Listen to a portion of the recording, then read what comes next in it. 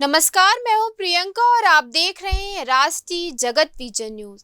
छत्तीसगढ़ के रायगढ़ जिले में एक बार फिर से बेबी एलिफेंट ने जन्म लिया है, जिसका प्रमाण खरसिया रेंज के जंगल में मिला। दरअसल यहां पैर के निशान दिखने के बाद इस बात की पुष्टि हुई कि 47 हाथियों का दल पास के जंगल में छाल रेंज में पहुंच गया, जिस पर वन विभाग अब निगरानी कर रहा है।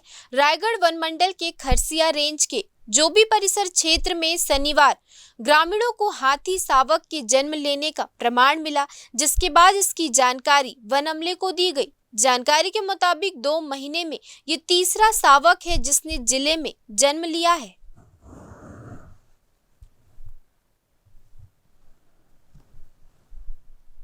फिलहाल इस खबर में इतना ही। देश प्रदेश के खबरों से अपडेटेड रहने के लिए हमारे चैनल को सब्सक्राइब करें और नए खबरों के नोटिफिकेशन के लिए बेल आइकॉन जरूर दबाएं। नमस्कार।